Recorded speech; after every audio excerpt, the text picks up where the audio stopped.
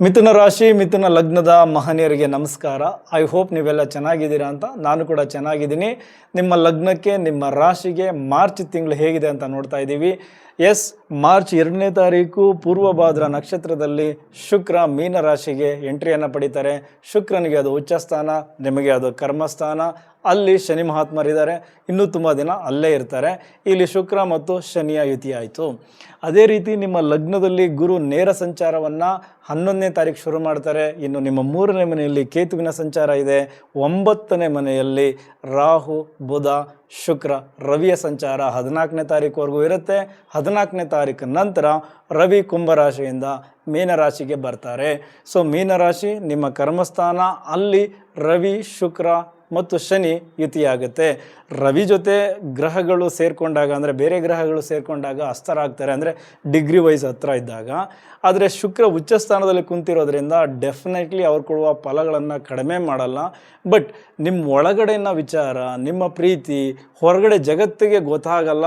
ಅದು ಅಸ್ತ ಆದಾಗ ಸ್ವಲ್ಪ ಸಮಸ್ಯೆ ಆಗುತ್ತೆ. ಓಕೆ, ಈಗ ದೃಷ್ಟಿಗಳ ಲೆಕ್ಕಾಚಾರ ಇದನ್ನೆಲ್ಲ ನಾವು ಗಣನೆಗೆ ತಗೊಂಡು ಬೇರೆ ಬೇರೆ ವಿಚಾರಗಳನ್ನು ಮಾತಾಡ್ತೀವಲ್ಲ, ಆಗ ಲೆಕ್ಕ ಹಾಕೊಳ್ಳೋಣ. ಈಗ ಹಣಕಾಸು ಮತ್ತು ವ್ಯಾಪಾರದ ವಿಚಾರ. ಹಣಕಾಸು ಅಂದಾಗ ನಮ್ಮ ಧನಸ್ಥಾನ, 5ನೇ ಮನೆ ಹೂಡಿಕೆಯ ಸ್ಥಾನ, ಲಕ್ಷ್ಮೀ ಸ್ಥಾನ, ಅದರ ಜೊತೆಗೆ 6ನೇ ಮನೆ ಸಾಲ, 9ನೇ ಮನೆ ಭಾಗ್ಯಸ್ಥಾನ, 11ನೇ ಮನೆ ಲಾಭಸ್ಥಾನ. ಇದು ಬಹಳ ಪ್ರಮುಖ ಆಗುತ್ತೆ. ಈಗ ನಿಮಗೆ ತುಂಬ ಇಂಪ್ಯಾಕ್ಟ್ ಆಗ್ತಾ ಇರೋದು 9ನೇ ಮನೆ. ಯಾಕೆ ಅಂದರೆ ನಿಮ್ಮ 6ನೇ ಮನೆ ಅಧಿಪತಿ ಕುಜ, 11ನೇ ಮನೆ ಲಾಭಸ್ಥಾನದ ಅಧಿಪತಿ ಕುಜ 9ನೇ ಮನೆಯಲ್ಲಿದ್ದಾರೆ, ಅಂದರೆ ಭಾಗ್ಯಸ್ಥಾನದಲ್ಲಿದ್ದಾರೆ. 9ನೇ ಮನೆ ಈ ದೂರದ ಪ್ರಯಾಣವನ್ನು ತೋರಿಸುತ್ತೆ, ವಿದೇಶವನ್ನು ತೋರಿಸುತ್ತೆ. ಹಾಗಾಗಿ ಈ ವಿದೇಶಿ ಸಂಬಂಧಿತ ವ್ಯಾಪಾರಗಳನ್ನು ಯಾರ್ಯಾರು ಮಾಡ್ತಾ ಇದ್ದೀರಾ, ನಿಮಗೆಲ್ಲ ಹಣದ ಹರಿವು ತುಂಬ ಚೆನ್ನಾಗಿರುತ್ತೆ. ಅದೇ ರೀತಿ ಈ ಬಿಸ್ನೆಸ್ಗೆ ಸಂಬಂಧಪಟ್ಟಂತೆ ಯಾರ್ಯಾರು ಪ್ರಯಾಣಗಳನ್ನು ಮಾಡ್ತೀರಾ, ಆ ಪ್ರಯಾಣಗಳೆಲ್ಲ ಲಾಭಗಳಾಗಿ ಕನ್ವರ್ಟ್ ಆಗುತ್ತೆ. ಇದೆಲ್ಲವೂ ಓಕೆ, ಆದರೆ ಖರ್ಚುಗಳು ಕೂಡ ನಿಮ್ಮನ್ನು ಹಾಗೆ ಹುಡ್ಕೊಂಡು ಬರುತ್ತೆ. 9ನೇ ಮನೆ ಅಂದರೆ ತಂದೆಗೆ ಸಂಬಂಧಪಟ್ಟಂತಹ ಖರ್ಚುಗಳು ಜಾಸ್ತಿ ಆಗುತ್ತೆ.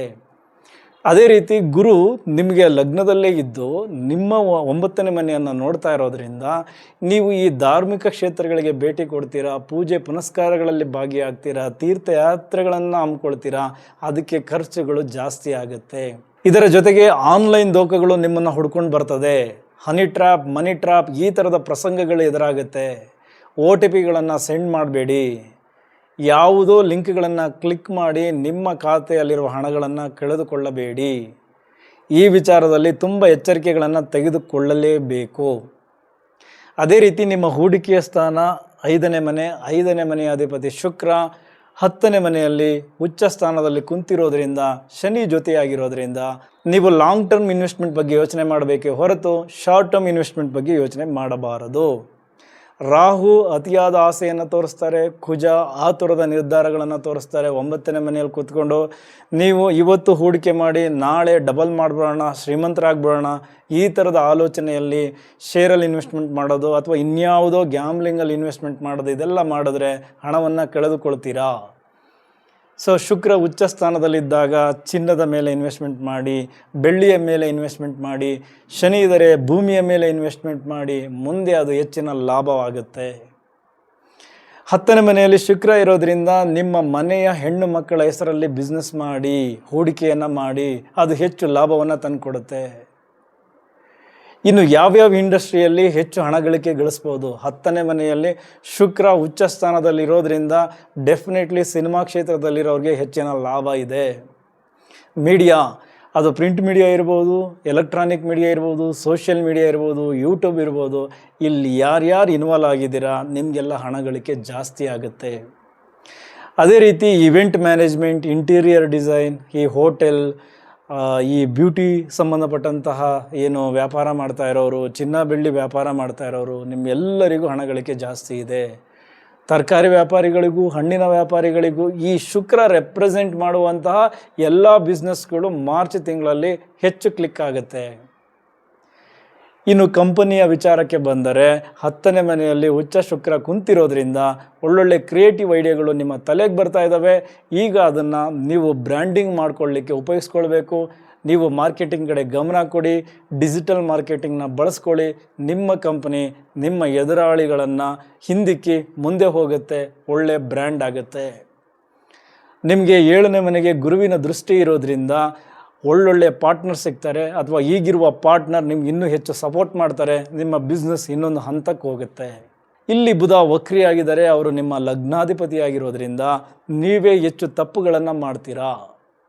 ಈ ಇಮೇಲ್ ಕಳಿಸ್ಬೇಕಾದ್ರೆ ತಪ್ಪಾಗಬಹುದು, ಇನ್ವಾಯ್ಸ್ ಕಳಿಸ್ಬೇಕಾದ್ರೆ ತಪ್ಪಾಗಬಹುದು, ಜೊತೆಗೆ ಈ ಪತ್ರಗಳಿಗೆ ಒಪ್ಪಂದಗಳಿಗೆ ಸಹಿ ಹಾಕಬೇಕಾದರೆ ನೋಡದೆ ಮಾಡದೆ ಸಹಿ ಹಾಕಿ ಹಲವಾರು ವ್ಯಯಗಳನ್ನು ನೀವೇ ತಂದುಕೊಳ್ಳುತ್ತೀರಾ. ಅದರ ಕಡೆ ಹೆಚ್ಚಿನ ಗಮನ ಇರಲಿ. ಇನ್ನು ನಿಮ್ಮ ಕಂಪನಿಗೆ ಸಂಬಂಧಪಟ್ಟಂತೆ ಆಫೀಸಿಗೆ ಹೆಚ್ಚು ಖರ್ಚುಗಳು ಬರ್ತವೆ. ಅದು ಸಿಸ್ಟಮ್ ಅಪ್ಡೇಟ್ ಮಾಡೋದ್ರಿಂದ ಹಿಡಿದು ಸಾಫ್ಟ್ವೇರ್ ಅಪ್ಡೇಟ್ ಮಾಡೋದ್ರಿಂದ ಹಿಡಿದು ಈ ಥರ ಸಣ್ಣ ಪುಟ್ಟ ಖರ್ಚುಗಳು ಬರ್ತವೆ. ಸೊ ಅದಷ್ಟೇ ಈ ಕಂಪ್ನಿ ಓನರ್ಸ್ಗೆ ಸಿಗ್ತಾ ಇರ್ತಕ್ಕಂಥ ಈ ಮಾರ್ಚ್ ತಿಂಗಳ ವಿಚಾರಗಳು. ಓಕೆ, ಈಗ ನಮ್ಮ ಇನ್ನೊಂದು ಆಸ್ತಿ ಆರೋಗ್ಯ ಅಂದಾಗ ಲಗ್ನ, ನಮ್ಮ 6ನೇ ಮನೆ, ನಮ್ಮ 12ನೇ ಮನೆ ಬಹಳ ಪ್ರಮುಖ ಆಗುತ್ತೆ. ಈಗ ನಿಮ್ಮ ಲಗ್ನಾಧಿಪತಿ ಬುಧ 9ನೇ ಮನೆಯಲ್ಲಿ ವಕ್ರಿಯಾಗಿದ್ದಾರೆ. ಬುಧ ಅಂದರೆ ಅದು ಸ್ಕಿನ್, ನಮ್ಮ ನರಮಂಡಲವನ್ನು ಸೂಚಿಸುತ್ತೆ. ಮೊದಲನೇದಾಗಿ ನಮಗೆ ಮೈಕೈ ನೋವು ಜಾಸ್ತಿ ಆಗುತ್ತೆ, ಕುತ್ತಿಗೆ ಪೇಯ್ನು, ಜೊತೆಗೆ ಬೆನ್ನು ನೋವು, ಈ ನರಗಳಿಗೆ ಸಂಬಂಧಪಟ್ಟಂತಹ ಬಾಧೆ ಎಲ್ಲವೂ ಜಾಸ್ತಿ ಆಗುತ್ತೆ. ಸ್ಪೆಷಲಿ ಹಿರಿಯ ನಾಗರಿಕರಿಗೆ ಅದು ಹೆಚ್ಚು ಕಾಡುತ್ತೆ. ಇನ್ನು ನಿಮ್ಮ ಸ್ಕಿನ್ ಮೇಲೆ ಈಗ ಪ್ರಯೋಗ ಮಾಡುವಂತಹ ಸಮಯ ಅಲ್ಲ, ಮಾಡಲಿಕ್ಕೆ ಹೋಗಬೇಡಿ. ಸೋಷಿಯಲ್ ಮೀಡಿಯಲ್ಲಿ ನೋಡಿದ್ದನ್ನು ನಿಮ್ಮ ಮನೆಗೆ ತಂದು ನಿಮ್ಮ ಸ್ಕಿನ್ ಮೇಲೆ ಪ್ರಯೋಗ ಮಾಡಿದ್ರೆ ಅದು ನಿಮಗೆ ಹೆಚ್ಚು ಅಲರ್ಜಿಯನ್ನು ಕ್ರಿಯೇಟ್ ಮಾಡುತ್ತೆ. ಸ್ಪೆಷಲಿ ಮಿಥುನ ರಾಶಿಯವರು ಸ್ಕಿನ್ ಮೇಲೆ ಹೆಚ್ಚು ಕೇರ್ ಮಾಡಬೇಕಾದ ತಿಂಗಳು, ಹಾಗಾಗಿ ಪ್ರಯೋಗವನ್ನು ಮಾಡಲಿಕ್ಕೆ ಹೋಗಬೇಡಿ. ಗುರು ಲಗ್ನದಲ್ಲಿ ಇದ್ದಾಗ ಸ್ವಲ್ಪ ಮಾನಸಿಕ ಒತ್ತಡಗಳು ಜಾಸ್ತಿ ಆಗುತ್ತೆ, ಆಂಗ್ಸೈಟಿ ಕ್ರಿಯೇಟ್ ಆಗುತ್ತೆ, ನಿದ್ದೆ ಕಡಿಮೆ ಆಗುತ್ತೆ, ಇದರಿಂದ ದೇಹ ಸುಸ್ತಾದಂತೆ ಭಾಸವಾಗುತ್ತೆ. ಇದು ಸ್ವಲ್ಪ ದಿನ ಜೂನ್ವರೆಗೂ ಇದ್ದೇ ಇರುತ್ತೆ. ಜೂನ್ ನಂತರ ಗುರು 2ನೇ ಮನೆಗೆ ಬಂದಾಗ ಸ್ವಲ್ಪ ರಿಲ್ಯಾಕ್ಸ್ ಆಗ್ತೀರಾ. ಅಲ್ಲಿವರೆಗೂ ಈಗ ನೀವು ಧ್ಯಾನ, ವ್ಯಾಯಾಮ ಮತ್ತು ಮೆಡಿಕೇಷನ್ ಏನೇನು ಮಾಡ್ಕೋಬೇಕು ಅದರ ಕಡೆ ಗಮನ ಕೊಡಿ. ಇನ್ನು ಅಂಗಾರಕ ಯೋಗದ ಎಫೆಕ್ಟ್ ನಿಮಗೂ ಕೂಡ ಇರುತ್ತೆ. 9ನೇ ಮನೆಯಲ್ಲಿ ಆಗ್ತಾ ಇದೆ. ಸೊ ಪ್ರಯಾಣಗಳನ್ನು ಸೂಚಿಸುವ ಮನೆ, ಹಾಗಾಗಿ ಪ್ರಯಾಣದಲ್ಲಿ ತುಂಬ ಎಚ್ಚರಿಕೆ ಅಗತ್ಯ. ನಿಮ್ಮ ವೆಹಿಕಲ್ಗಳನ್ನು ಪದೇ ಪದೇ ಚೆಕ್ ಮಾಡ್ಕೊಳ್ಳಿ. ಟೈರ್, ಇಂಜಿನ್, ಬ್ರೇಕ್ ಇದನ್ನೆಲ್ಲ ಚೆಕ್ ಮಾಡಿಕೊಂಡೇ ನೀವು ಮುಂದುವರಿಬೇಕು. ಇನ್ನು ಮನೆಯಲ್ಲಿ ಸಣ್ಣ ಪುಟ್ಟ ಆಯುಧಗಳು ಕೂಡ ತೊಂದರೆ ಕೊಡ್ಬೋದು. ಹೆಣ್ಮಕ್ಳು, ಮಕ್ಕಳು ಮತ್ತು ಗಂಡಸರು ಎಲ್ಲರೂ ಅದರಿಂದ ಎಚ್ಚರಿಕೆಯಿಂದ ಇರಿ. ಬೆಂಕಿಯ ಅನಾಹುತಗಳು, ಸೊ ಬೆಂಕಿಯಿಂದ ದೂರ ಇರಿ.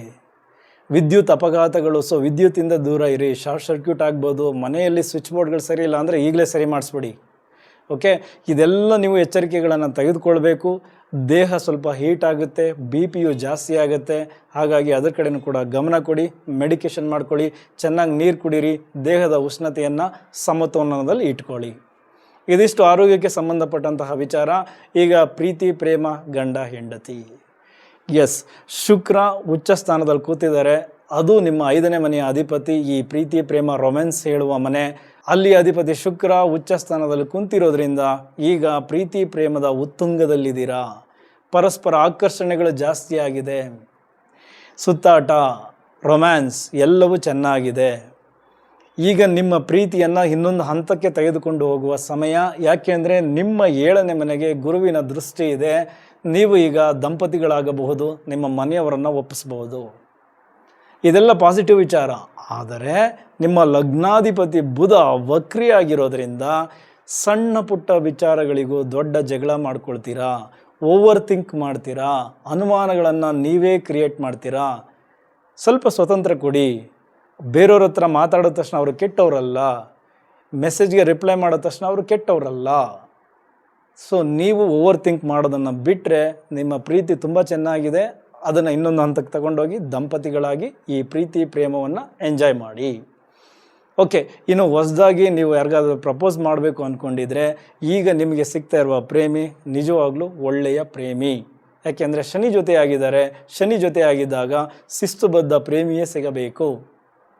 ಓಕೆ, ನಿಮಗೆ ಪ್ರಪೋಸ್ ಮಾಡೋರು ಕೂಡ ಶಿಸ್ತುಬದ್ಧರಾಗಿರ್ತಾರೆ. ಸೊ ಹಾಗಾಗಿ ಈ ಪ್ರೀತಿ ಪ್ರೇಮದ ವಿಚಾರದಲ್ಲಿ ಎಲ್ಲವೂ ಚೆನ್ನಾಗಿದೆ. ಬುಧ ವಕ್ರಿಯಾಗಿರೋದ್ರಿಂದ ಸ್ವಲ್ಪ ಮಿಸ್ಕಮ್ಯುನಿಕೇಷನ್ ಆಗ್ಬೋದು, ನಿಮ್ಮಲ್ಲಿ ಅನುಮಾನಗಳು ಹುಟ್ಟಬಹುದು. ಸೊ ಅದ್ರ ಕಡೆ ಹೆಚ್ಚಿನ ಗಮನ ಕೊಡಿ. ಅದರಿಂದ ಸಂಬಂಧಗಳನ್ನು ಹಾಳು ಮಾಡ್ಕೊಳ್ಳೋಕೆ ಹೋಗಬೇಡಿ. ಇನ್ನು ಗಂಡ ಹೆಂಡತಿ ನೀವಿಬ್ಬರು ತುಂಬ ಅನ್ಯೂನ್ಯತೆವಾಗಿರುವ ತಿಂಗಳು ಯಾವುದಪ್ಪ ಅಂದರೆ ಅದು ಈ ಮಾರ್ಚ್ ತಿಂಗಳು. ಒಬ್ಬರಿಗೊಬ್ಬರು ತುಂಬ ಸಪೋರ್ಟ್ ಮಾಡ್ತಾ ಇದ್ದೀರಾ. ಅದು ಮನೇಲಿರ್ಬೋದು, ಹೊರಗಡೆಯ ವ್ಯವಹಾರಗಳಲ್ಲಿರ್ಬೋದು, ಎಲ್ಲವೂ ತುಂಬ ಚೆನ್ನಾಗಿದೆ. ಪರಸ್ಪರ ಹೊಂದಾಣಿಕೆ, ಸಪೋರ್ಟ್ ಎಲ್ಲವೂ ತುಂಬ ಚೆನ್ನಾಗಿ ಹೋಗ್ತಾ ಇದೆ.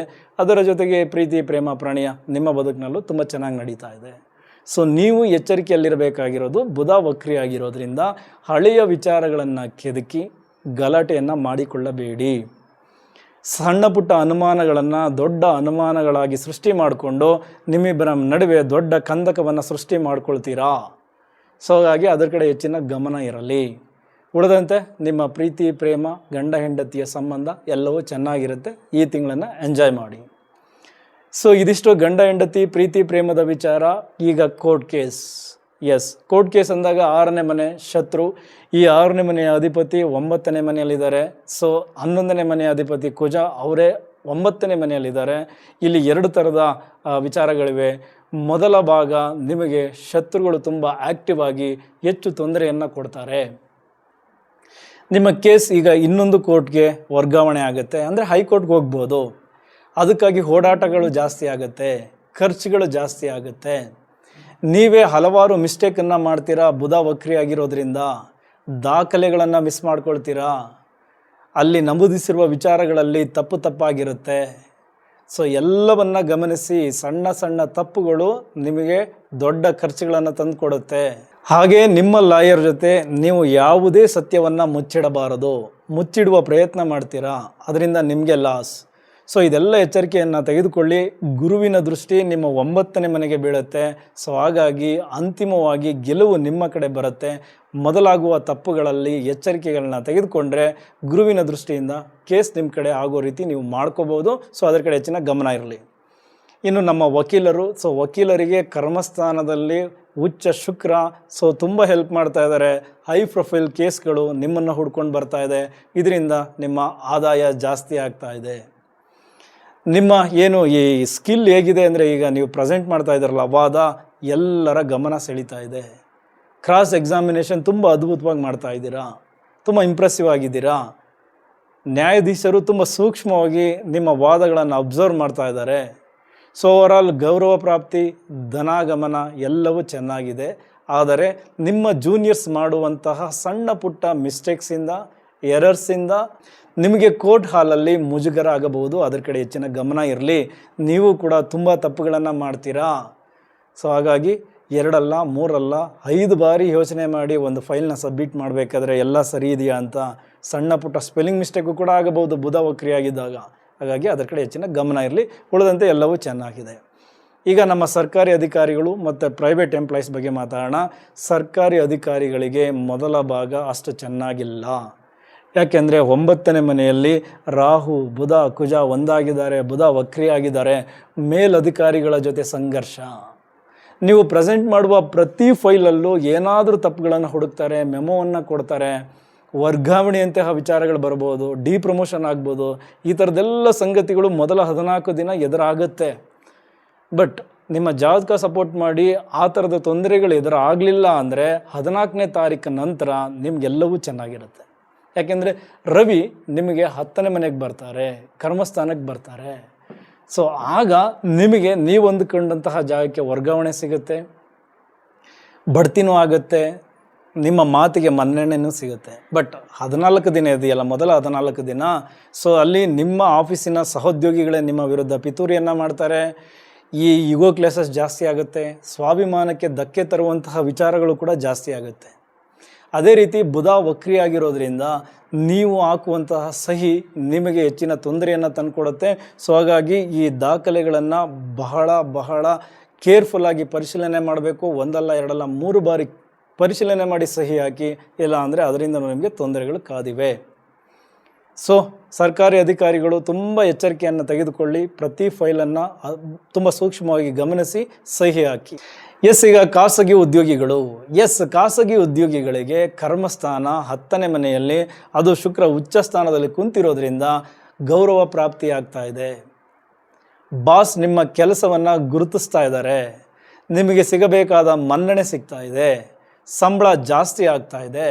ನೋಡಿ, ಸ್ಕಿಲ್ ಸೆಟ್ ಎಲ್ಲ ತುಂಬ ಚೆನ್ನಾಗಿ ಇಂಪ್ರೂವ್ ಆಗಿದೆ. ಅದರಿಂದನೇ ಇದೆಲ್ಲ ಡೆವಲಪ್ಮೆಂಟ್ಸ್ ಆಗ್ತಾ ಇರೋದು. ಅದು ಶುಕ್ರ ಬಂದು ನಿಮಗೆ ಕೊಡ್ತಾ ಇರೋದು. ಇದನ್ನೆಲ್ಲ ಚೆನ್ನಾಗಿ ಬಳಸ್ಕೊಳ್ತಾ ಇದ್ದೀರಾ. ಆದರೆ ವಕ್ರಿ ಬುಧ ನಿಮ್ಮಿಂದನೇ ತಪ್ಪು ಮಾಡಿಸ್ಬಿಡ್ತಾರೆ. ಬಾಸ್ ಎಲ್ಲ ನಿಮಗೆ ಚೆನ್ನಾಗೇ ಇದ್ದಾರೆ, ಏನು ಸಂಬಳ ಜಾಸ್ತಿ ಮಾಡ್ತಾ ಇದ್ದಾರೆ, ಮೀಟಿಂಗಲ್ಲಿ ನಿಮ್ಮ ಬಗ್ಗೆ ಹೆಚ್ಚು ಮಾತಾಡ್ತಾ ಇದ್ದಾರೆ. ಆದರೆ ಎಲ್ಲೋ ಒಂದು ಕಡೆ ನೀವೇ ತುಂಬ ಕೆಟ್ಟದಾಗಿ ಮಾತಾಡ್ತೀರಾ ಅಥವಾ ಓವರ್ ಕಾನ್ಫಿಡೆನ್ಸಿಂದ ಮಾತಾಡ್ಬಿಡ್ತೀರಾ, ಅದು ನಿಮಗೆ ಮುಜುಗರ ಉಂಟಾಗಬೇಕು, ಆ ಥರದ ಸನ್ನಿವೇಶಗಳು ಕ್ರಿಯೇಟ್ ಆಗ್ತದೆ. ಸೊ ಹಾಗಾಗಿ ಅದ್ರ ಕಡೆ ಹೆಚ್ಚಿನ ಗಮನ ಕೊಡಿ. ಇಮೇಲ್ ಕಳಿಸ್ಬೇಕಾದ್ರೆ ತಪ್ಪುಗಳಾಗಬಹುದು, ಈ ಅಕೌಂಟ್ಸಲ್ಲಿರೋರು ತಪ್ಪುಗಳನ್ನು ಮಾಡ್ಬೋದು, ಅದರ ಕಡೆ ಹೆಚ್ಚಿನ ಗಮನ ಕೊಡಿ. ಇನ್ನು ಹೊಸದಾಗಿ ಕೆಲಸ ಹುಡುಕೋರು ಮಾರ್ಚ್ 14ನೇ ತಾರೀಕು ನಂತರ ಇಂಟರ್ವ್ಯೂ ಅಟೆಂಡ್ ಮಾಡಿ, ನಿಮಗೆ ಒಳ್ಳೆಯ ಕೆಲಸ ಸಿಗುತ್ತೆ, ನಿಮ್ಮ ಸಂಬಳವು ಚೆನ್ನಾಗಿರುತ್ತೆ. ಇನ್ನು ಸರ್ಕಾರಿ ಕೆಲಸಕ್ಕೆ ಟ್ರೈ ಮಾಡ್ತಿರೋರು ಮಾರ್ಚ್ 14ನೇ ತಾರೀಕು ನಂತರ ಗುಡ್ ನ್ಯೂಸ್ ಎಕ್ಸ್ಪೆಕ್ಟ್ ಮಾಡ್ಬೋದು, ನೀವು ಅಂದ್ಕೊಂಡಂತೆ ನಿಮಗೆ ಪೋಸ್ಟಿಂಗ್ ಆಗಬಹುದು. ಸೊ ಓವರಾಲ್ ಎಲ್ಲರೂ, ಅದು ಸಾಫ್ಟ್ವೇರಿಂದ ಹಿಡಿದು ಗಾರ್ಮೆಂಟ್ಸ್ವರೆಗೂ ಮಿಥುನ ರಾಶಿಯ ಎಂಪ್ಲಾಯೀಸ್ಗೆ ತುಂಬ ಚೆನ್ನಾಗಿದೆ. ಸ್ವಲ್ಪ ಮಾತಿನಲ್ಲಿ ಹಿಡ್ತಾ ಇರಲಿ, ಮಿಸ್ಅಂಡರ್ಸ್ಟ್ಯಾಂಡಿಂಗ್ ಮಾಡ್ಕೋಬೇಡಿ, ಮಿಸ್ಕಮ್ಯುನಿಕೇಷನ್ ಮಾಡ್ಕೋಬೇಡಿ. ಈ ತಿಂಗಳನ್ನು ಚೆನ್ನಾಗಿ ಯುಟಿಲೈಸ್ ಮಾಡ್ಕೊಳ್ಳಿ. ಓಕೆ, ಈಗ ಶಿಕ್ಷಣ ಕ್ಷೇತ್ರ, ಇಲ್ಲಿ ನಮ್ಮ ಟೀಚರ್ಸ್ ಇದ್ದಾರೆ, ನಮ್ಮ ಸ್ಟೂಡೆಂಟ್ಸ್ ಇದ್ದಾರೆ. ನೋಡಿ, ಟೀಚರ್ಸ್ಗೂ ಕೂಡ 10ನೇ ಮನೆ ಶುಕ್ರ ಉಚ್ಚಸ್ಥಾನ. ಸೊ ನಿಮಗೆ ಗೌರವ ಪ್ರಾಪ್ತಿಯಾಗುವ ತಿಂಗಳು. ನೀವು ಅದ್ಭುತವಾಗಿ ಈ ಹಿಂದೆನೇ ಪ್ರೆಸೆಂಟ್ ಮಾಡಿದ್ದೀರಾ, ನಿಮ್ಮ ಟೀಚಿಂಗ್ ಸ್ಟೈಲ್ ತುಂಬ ಚೆನ್ನಾಗಿದೆ. ಹಾಗಾಗಿ ವಿದ್ಯಾರ್ಥಿಗಳು ನಿಮಗೆ ರೆಸ್ಪೆಕ್ಟ್ ಕೊಡೋದನ್ನು ಜಾಸ್ತಿ ಮಾಡಿದ್ದಾರೆ. ಮ್ಯಾನೇಜ್ಮೆಂಟ್ ಕೂಡ ನಿಮ್ಮ ಒಂದು ಈ ಸ್ಕಿಲ್ಗೆ ಹೆಚ್ಚಿನ ಗೌರವವನ್ನು ಕೊಡ್ತಾ ಇದೆ. ನಿಮ್ಮ ಸಂಬಳವೂ ಜಾಸ್ತಿ ಆಗುತ್ತೆ ಮತ್ತು ಪೋಸ್ಟು ಕೂಡ ಚೇಂಜ್ ಆಗುತ್ತೆ ಮುಂದಿನ ದಿನಗಳಲ್ಲಿ. ಅದೇ ರೀತಿ ಬುಧ ವಕ್ರಿಯಾಗಿರೋದ್ರಿಂದ ಈಗ ಎಕ್ಸಾಮ್ ನಡೀತಾ ಇರುವ ಸಮಯ, ನೀವು ಈ ಪ್ರಶ್ನಾ ಪತ್ರಿಕೆಗಳನ್ನು ಕರೆಕ್ಷನ್ ಮಾಡಬೇಕಾದ್ರೆ ನಿಮ್ಮಿಂದನೇ ತಪ್ಪಾಗುತ್ತೆ. ಮಾರ್ಕ್ಸ್ಗಳನ್ನು ಕೌಂಟ್ ಮಾಡಬೇಕಾದ್ರೆ ನೀವು ಕೂಡ ತಪ್ಪು ಮಾಡ್ತೀರಾ, ಅಲ್ಲಿ ಎಚ್ಚರಿಕೆಯನ್ನು ತೆಗೆದುಕೊಳ್ಳಿ. ಯಾಕೆಂದರೆ ಒಂದು ಮಾರ್ಕ್ಸ್ ಕಡಿಮೆ ಆದರೂ ಅದು ವಿದ್ಯಾರ್ಥಿಯ ಭವಿಷ್ಯದ ಪ್ರಶ್ನೆ ಆಗಿರುತ್ತೆ. ಸೊ ಹಾಗಾಗಿ 2 ಅಲ್ಲ 3 ಅಲ್ಲ 5 ಸಲ ಆದರೂ ಪರವಾಗಿಲ್ಲ, 5 ಬಾರಿ ಎಣಿಸಿ ಕೌಂಟ್ ಮಾಡಿ ನಿಮ್ಮ ಒಂದು ರಿಸಲ್ಟನ್ನು ಕೊಡಿ. ಸೊ ಇಲ್ಲಿ ಎಚ್ಚರಿಕೆಯನ್ನು ತೆಗೆದುಕೊಳ್ಳಿ. ಸೊ ಇಲ್ಲಿ ತಪ್ಪುಗಳಾಗಬಹುದು. ಅದೇ ರೀತಿ ನಮ್ಮ ಸ್ಟೂಡೆಂಟ್ಸ್, ನೀವು ಕೂಡ ತುಂಬ ಚೆನ್ನಾಗಿ ಓದ್ತಾ ಇದ್ದೀರಾ. ಶುಕ್ರ ನಿಮಗೆ ಸಪೋರ್ಟ್ ಮಾಡ್ತಾ ಇದ್ದಾರೆ, ಲವಲವಿಕೆಯಿಂದ ಇದ್ದೀರಾ, ಎಕ್ಸಾಮ್ನ ತುಂಬ ಚೆನ್ನಾಗಿ ಅಟೆಂಡ್ ಮಾಡ್ತಾ ಇದ್ದೀರಾ. 9ನೇ ಮನೆ ಉನ್ನತ ಶಿಕ್ಷಣವನ್ನು ತೋರಿಸುತ್ತೆ. ಅಲ್ಲಿ ಕುಂತಿರುವ ಗ್ರಹಗಳು ನಿಮ್ಮ ಜ್ಞಾನಾರ್ಜನೆಗೆ ಹೆಚ್ಚಿನ ಸಪೋರ್ಟ್ ಮಾಡ್ತವೆ. ಆದರೆ ಇಲ್ಲಿ ಒಂದೇ ಒಂದು ಪ್ರಾಬ್ಲಮ್, ನಿಮ್ಮ ಲಗ್ನಾಧಿಪತಿ ಬುಧ ವಕ್ರಿ ಆಗಿರೋದ್ರಿಂದ ಎಕ್ಸಾಮ್ ಹಾಲಲ್ಲಿ ನೀವೇ ಹೆಚ್ಚು ತಪ್ಪುಗಳನ್ನು ಮಾಡ್ತೀರಾ. ಮೊದಲನೇದಾಗಿ ಸ್ಪೆಲ್ಲಿಂಗ್ ಮಿಸ್ಟೇಕ್. ಸೊ ಅದರಿಂದ ನಿಮ್ಮ ಮಾರ್ಕ್ಸ್ ಕಡಿಮೆ ಆಗುತ್ತೆ, ನಿಮಗೆ ಗೊತ್ತಿದೆ ಅಲ್ವಾ. ಸೊ ಅದು ಪ್ರೈಮರಿಯಿಂದ ಹಿಡಿದು ಹೈಯರ್ ಎಜುಕೇಷನಲ್ಲಿರೋರಿಗೆ ನಾನು ಹೇಳ್ತಾ ಇದ್ದೀನಿ, ನಿಮ್ಮಿಂದ ತುಂಬ ಎರರ್ಸ್ ಆಗುತ್ತೆ. ಆತುರದ ನಿರ್ಧಾರಗಳನ್ನು ಮಾಡಬೇಡಿ. ಕುಜ ವೇಗವನ್ನು ತೋರಿಸ್ತಾರೆ, ರಾಹು ಭ್ರಮೆ, ತುಂಬ ತಪ್ಪಾಗಿ ಗ್ರಹಿಸ್ಕೊಂಡು ಗೊತ್ತಿರುವ ಪ್ರಶ್ನೆಗೆ ಉತ್ತರವನ್ನೇ ತಪ್ಪಾಗಿ ಬರೆದು ಬಿಡ್ತೀರಾ. ಸೊ ಇದರಿಂದ ನಿಮ್ಮ ಮಾರ್ಕ್ಸ್ ಕಡಿಮೆ ಆಗುತ್ತೆ. ಯಾಕೆಂದರೆ ಪರೀಕ್ಷೆ ಹಾಲಲ್ಲಿ ಈ ಥರ ಆತುರವನ್ನು ಮಾಡಬೇಡಿ. ಸ್ವಲ್ಪ ಪ್ರಶ್ನೆಯನ್ನು ಅರ್ಥ ಮಾಡ್ಕೊಳ್ಳಿ, ನಿಧಾನ ಆದರೂ ಪರವಾಗಿಲ್ಲ. ಸ್ಪೆಲ್ಲಿಂಗ್ ಮಿಸ್ಟೇಕ್ ಆಗದೆ ಆ ಪ್ರಶ್ನೆಗೆ ಸರಿಯಾದ ಉತ್ತರವನ್ನೇ ಬರೀರಿ. ಯಾಕೆಂದರೆ ನಿಮಗೆ ಒಳ್ಳೆ ಮಾರ್ಕ್ಸ್ ಸಿಕ್ಕಬೇಕು, ಇನ್ನೆಲ್ಲವೂ ಚೆನ್ನಾಗಿದೆ. ಬಟ್ ವಕ್ರಿ ಬುಧ ನಿಮ್ಮಿಂದ ಸ್ವಲ್ಪ ತಪ್ಪುಗಳಾಗಬೇಕು, ಆ ರೀತಿ ಪ್ರೇರಣೆ ಮಾಡ್ತಾನೆ. ಬಟ್ ನೀವು ಸ್ವಲ್ಪ ಅದರ ಬಗ್ಗೆ ಎಚ್ಚರಿಕೆಯನ್ನು ತೆಗೆದುಕೊಂಡ್ರೆ ನಿಮಗೆ ಒಳ್ಳೆ ಮಾರ್ಕ್ಸ್ ಸಿಗುತ್ತೆ. ಸೊ ಇದಿಷ್ಟು ಶಿಕ್ಷಣ ಕ್ಷೇತ್ರ. ಈಗ ನಮ್ಮ ಅನ್ನದಾತರು, ಕೃಷಿಯಲ್ಲಿ ಏನಾದರೂ ಖುಷಿಯ ವಿಚಾರಗಳಿದೆಯಾ? ಡೆಫಿನೆಟ್ಲಿ 10ನೇ ಮನೆಯಲ್ಲಿ ಶುಕ್ರ ಉಚ್ಚಸ್ಥಾನದಲ್ಲಿರೋದ್ರಿಂದ ಈ ಶುಕ್ರನಿಗೆ ಸಂಬಂಧಪಟ್ಟಂತಹ ಎಲ್ಲ ಬೆಳೆಗಳಿಗೂ ಹೆಚ್ಚಿನ ಬೆಲೆ ಬರಲೇಬೇಕು. ಕಬ್ಬು, ರೇಷ್ಮೆ, ಹಣ್ಣು, ತರಕಾರಿಗಳು, ಅಡಿಕೆ, ತೆಂಗು, ಕಮರ್ಷಿಯಲ್ ಬೆಳೆಗಳು ಯಾವ್ಯಾವಿವೆ ಇವೆಲ್ಲವೂ ಕೂಡ ಹೆಚ್ಚಿನ ಬೆಲೆಯನ್ನು ಪಡೆದುಕೊಳ್ಳುತ್ತವೆ. ಅದರ ಜೊತೆಗೆ ಬುಧ ವಕ್ರಿಯಾಗಿರೋದ್ರಿಂದ ಇಲ್ಲಿ ನಿಮಗೂ ತೊಂದರೆ ಇದೆ. ಈ ಅಕ್ಕಪಕ್ಕದ ಜಮೀನಿನವರ ಜೊತೆ ಜಗಳ ಮಾಡೋಕ್ಕೆ ಹೋಗಬೇಡಿ. ವಾದ ಪ್ರತಿವಾದ ವಿವಾದ ಎಲ್ಲವೂ ಕ್ರಿಯೇಟ್ ಆಗುತ್ತೆ. ಕೋರ್ಟ್ ಮೆಟ್ಟಿಲೇರ್ತೀರಾ, ಹಣ ಖರ್ಚು ಜಾಸ್ತಿ ಆಗುತ್ತೆ. ಸೊ ಅದರ ಕಡೆ ಹೆಚ್ಚಿನ ಗಮನ ಇರಲಿ. ಇನ್ನು ಖರ್ಚುಗಳು ಜಾಸ್ತಿ ಆಗೋದು, ನಿಮ್ಮ ಯಂತ್ರೋಪಕರಣಗಳು ಕೈ ಕೊಡ್ತವೆ, ಅದರ ರಿಪೇರಿಗಾಗಿ ಖರ್ಚುಗಳು ಜಾಸ್ತಿ ಆಗುತ್ತೆ.